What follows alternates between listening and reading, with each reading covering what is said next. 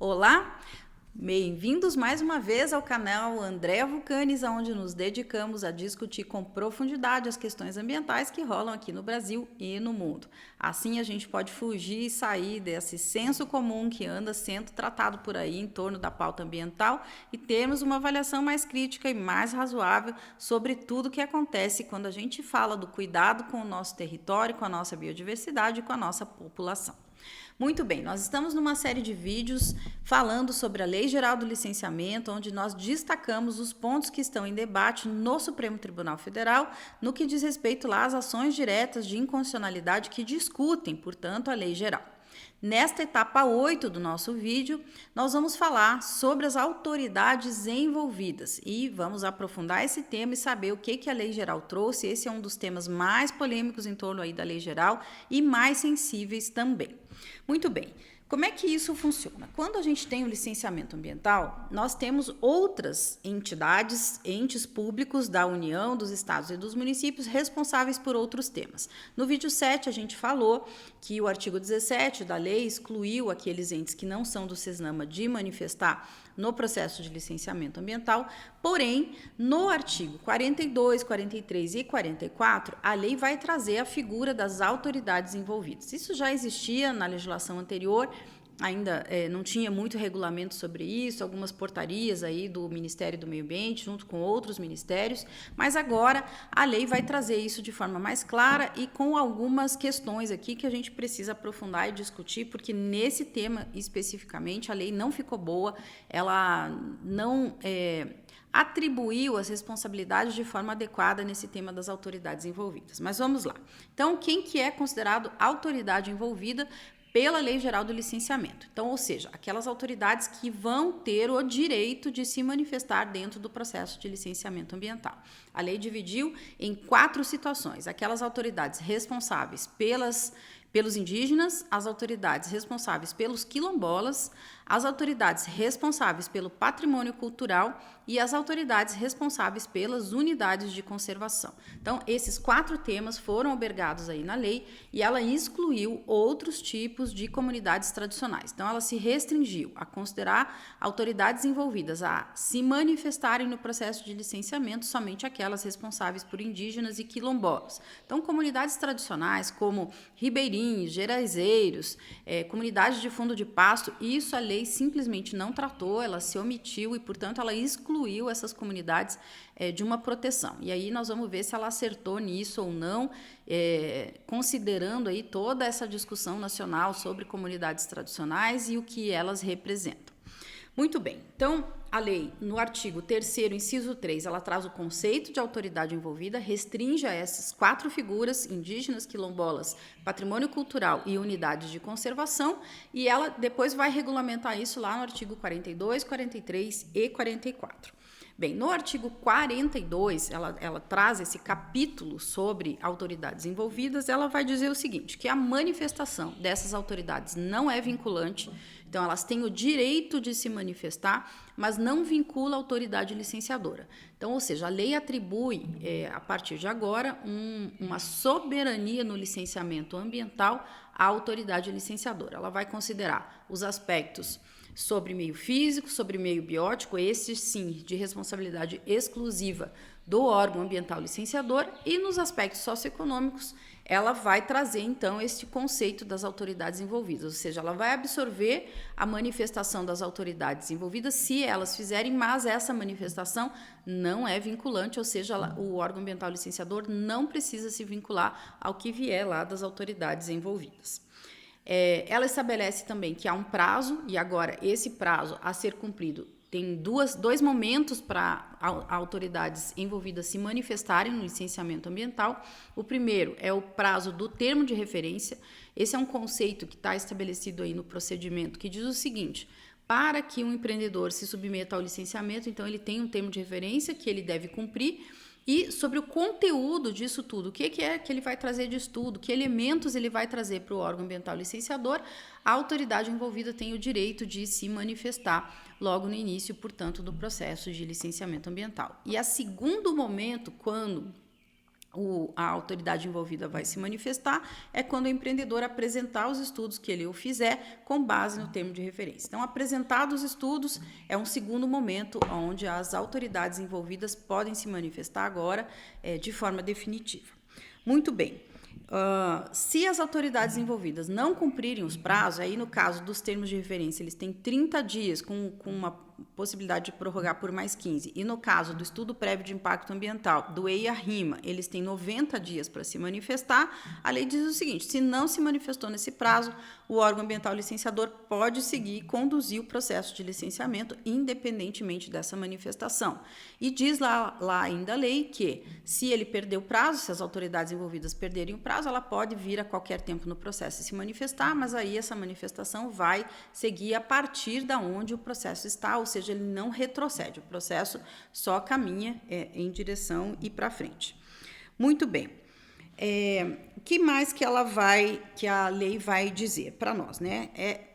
Quando ela distribui essas fases, né, a fase do termo de referência, depois a fase dos estudos, a lei ela deixa claro que as autoridades envolvidas, elas podem se manifestar e não somente para empreendimentos de significativo impacto, que são aqueles que têm a RIMA. Ela pode se manifestar em qualquer condição, em qualquer tipo de licenciamento. Então, isso é importante a gente considerar, ou seja, havendo impactos, né, e a lei traz ali no anexo dela as distâncias mínimas ou máximas, melhor dizendo, onde o empreendimento da onde ele vai ser instalado até onde a gente encontre, naquele raio ali daquela operação do empreendimento, onde se encontrem indígenas, quilombolas, patrimônio cultural e unidades de conservação, naquele raio de distância do empreendimento é obrigatório, então, ou pelo menos há o direito, né, das autoridades envolvidas se manifestarem dentro deste conteúdo de que não é vinculante. Então, isso é importante a gente repetir aqui, porque mudou.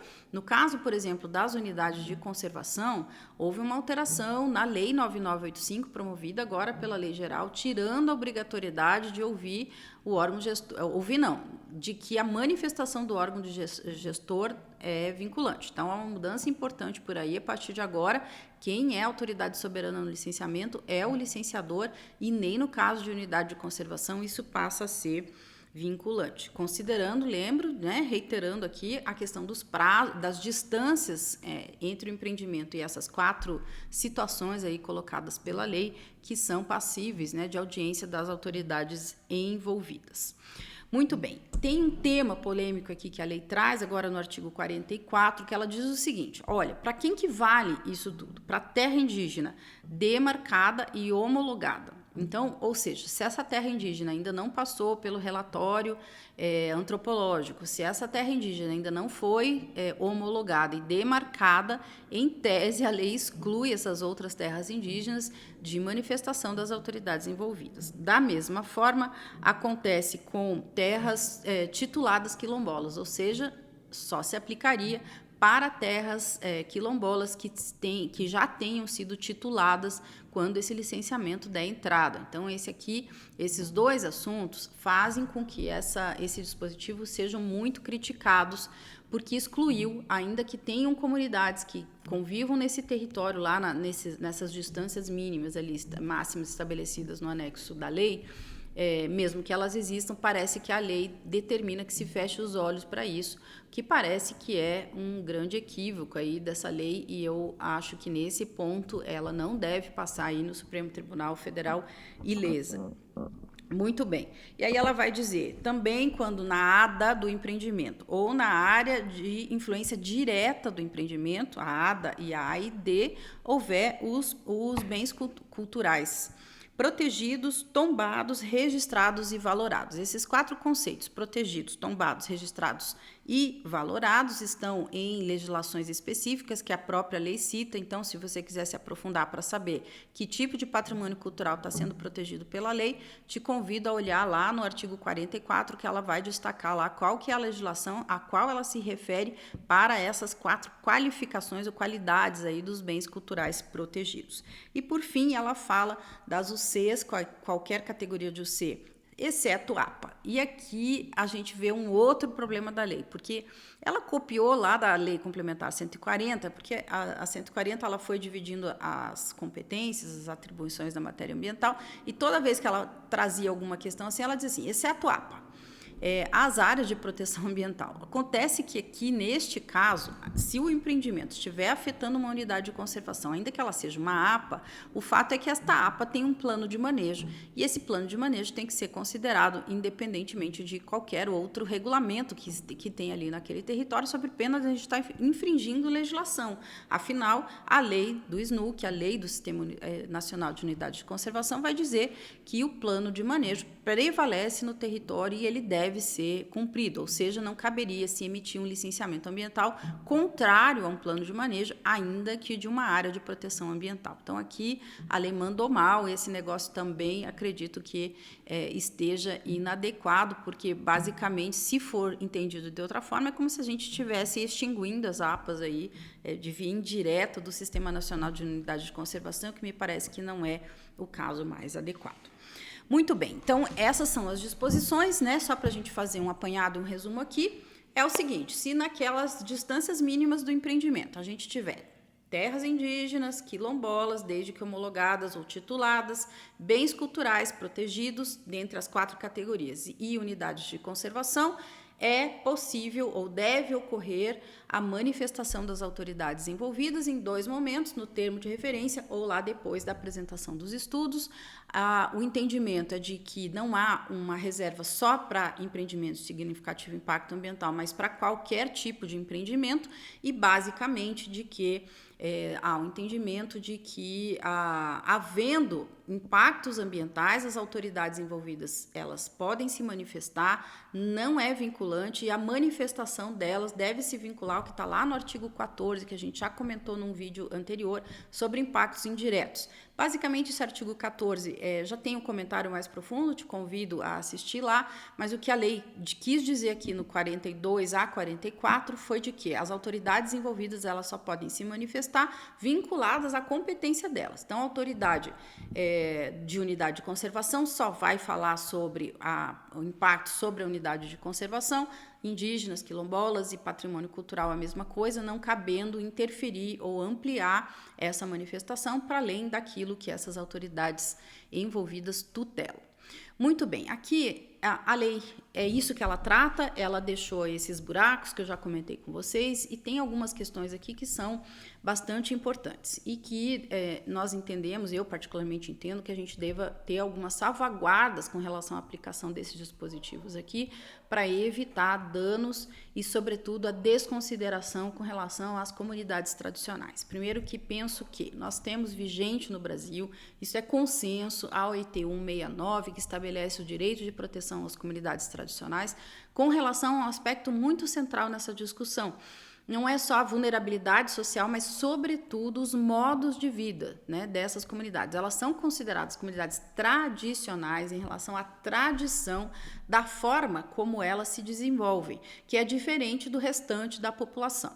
Então, eu tenho ali uma comunidade indígena que tem sua língua, sua cultura, sua forma de visão de mundo, a sua relação com a natureza, e todos aqueles aspectos dos indígenas, eles devem ser considerados no licenciamento ambiental em relação a uma proteção superior desses modos tradicionais de viver. É disso que nós estamos tratando aqui quando a gente fala de comunidades tradicionais. Muito menos de que sua vulnerabilidade social, nós estamos falando de modos de vida que a nossa Constituição recepciona a partir dos tratados internacionais com relação a essas comunidades. E se nós estamos tratando de modos de vida tradicionais que nós respeitamos, reconhecemos e valorizamos, nós não poderíamos ter limitado isso somente a comunidades indígenas e quilombolas, mas quaisquer outras categorias de comunidades tradicionais, e aqui essa ressalva precisa ser feita. Então, o segundo aspecto que eu entendo muito relevante aqui é que diz lá a Convenção 169 da OIT que as comunidades tradicionais têm o direito à consulta livre, prévia e informada, a famosa CLPI. O que é isso, né? Essas comunidades elas devem ser consultadas à parte da população em geral que está ali e tem interesse de alguma forma naquele empreendimento em relação a sofrer os impactos dele.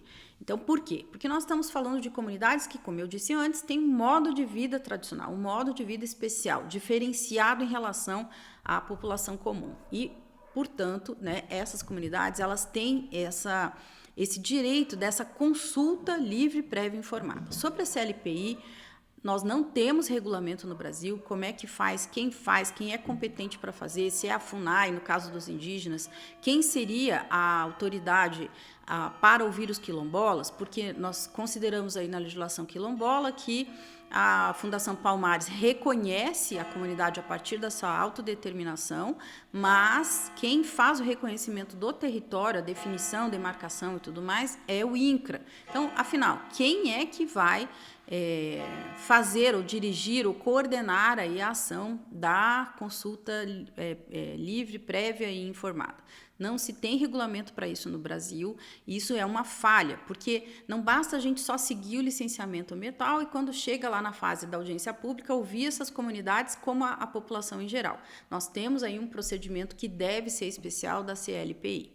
Nossa recomendação é que essa CLPI nunca seja feita diretamente pelo empreendedor, porque, claro, tem interesses que se dirigem a esse território. Nós precisamos de um regulamento no Brasil e a ABEMA, recentemente, a Associação Brasileira das Entidades Estaduais de Meio Ambiente, recomendou em um documento próprio de aplicação da Lei Geral de Licenciamento que essa CLPI seja sempre conduzida por uma entidade pública. E aí, cada ente estadual aí, deve dirigir ou regulamentar ou buscar dentro um procedimento estadual até que haja um regulamento nacional sobre isso, a quem vai fazer essas CLPIs. O que a gente tem visto, muitas ações judicializadas, porque quando se encontra ali uma comunidade tradicional no entorno de um empreendimento passivo de licenciamento, em geral esses empreendimentos são judicializados, e aí tem juiz dizendo que é o órgão ambiental que tem que fazer a CLPI, tem outros que dizem que é o INCRA ou a FUNAI, outros estão dizendo que é o próprio empreendedor, enfim, isso está uma confusão, não tem consenso, acaba que cada juiz tem uma ideia sobre isso e acaba decidindo de uma forma diferente da outra.